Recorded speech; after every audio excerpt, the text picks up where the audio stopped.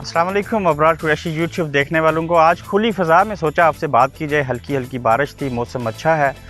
3 topic के ऊपर बात करूंगा। पहला टॉपिक के एमिरेट्स क्रिकेट लीग जो कि 15 नवंबर को होगी, उसमें पाकिस्तान के जितने भी खिलाड़ी थे अच्छे खेलने वाले, उसमें पीसीबी ने एनओसी उनको देने से इनकार कर दिया और T10 लीग के जो मालिक थे उन्होंने पीसीबी को एक लेटर लिखा है एहसान मानी साहब को। वो चाहते हैं कि पाकिस्तान के खिलाड़ी जो आउट हुए हैं T10 लीग से और उसका नुकसान जो है वो लाहौर कलंदर की जो टीम थी उसको भी अच्छा खासा हुआ, क्योंकि मोस्टली पाकिस्तानी खिलाड़ी जो थे वो उसके लिए खेल रहे थे। तो अब एमिरेट्स क्रिकेट लीग के जो दुबई के एक शेख हैं वो उसमें इन्वॉल्व हैं और उन्होंने पीसीबी को लेटर लिखा एहसान मानी साहब को, लेकिन उन्होंने ये जवाज़ उठाया कि उनके पास ये इख्तियार नहीं है कि वो इस डिसीजन को वापस लें और ये कहा गया कि इमरान खान साहब से रब्ता किया जाए। अब देखना ये है कि जिन 10 से 12 खिलाड़ियों को T10 लीग खेलने से पाकिस्तान क्रिकेट बोर्ड ने रोका है, क्या इस नए लेटर के बाद पाकिस्तान क्रिकेट बोर्ड उसको रिव्यू करेगा और वो खिलाड़ी खेल सकेंगे? डेफिनेटली उनको खेलना चाहिए T10 लीग के अंदर, चूँकि एक बड़ा अच्छा क्रिकेट का फॉर्मेट है। लेकिन दूसरी जानिब भले वो 10 से 12 खिलाड़ी नहीं खेलेंगे, लेकिन पाकिस्तान के 2 बेहतरीन खिलाड़ी जिसमें शाहिद खान अफरीदी और इमरान नज़ीर जो हैं वो स्टिल अलाउ हैं इस T10 लीग में खेलने के लिए, उनको आप लोग देख सकेंगे। इसके अलावा अहमद शहजाद काफ़ी लंबे अरसे के बाद पाकिस्तान की टीम में वापस आए थे। श्रीलंका के अगेंस्ट अच्छी कारकर्दगी का मुजाहरा नहीं किया, लेकिन उसके बाद जो डोमेस्टिक क्रिकेट हो रहा था जिसमें सिंध और सेंट्रल पंजाब की जो टीम थी, सेंट्रल पंजाब की तरफ से अहमद शहजाद खेल रहे थे, तो उन्होंने उस मैच के दौरान बॉल टेम्परिंग की और एक मरतबा फिर से अहमद शहजाद को एक मौका मिला था कि वो अपनी परफॉर्मेंस का मुजाहरा करते हुए पाकिस्तान क्रिकेट टीम का हिस्सा बने।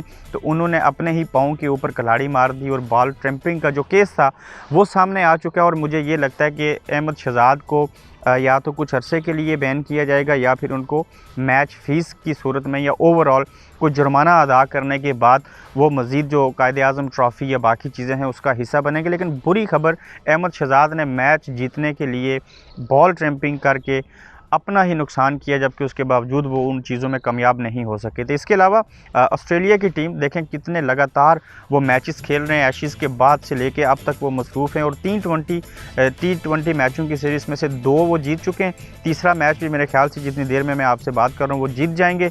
और वाइट वाश किया उन्होंने श्रीलंका टीम को, श्रीलंका वो टीम जिसने T20 में पाकिस्तान को वाइट वाश किया था।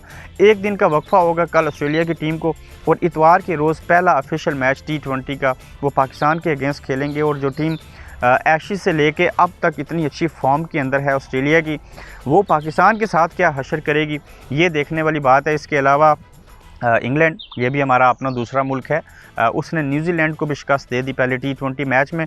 क्रिकेट का सीज़न एक तरह से शुरू हो चुका हुआ है और कल का दिन वक्फा, परसों जो है वो पाकिस्तान T20 मैच ऑस्ट्रेलिया के अगेंस्ट खेलेगा।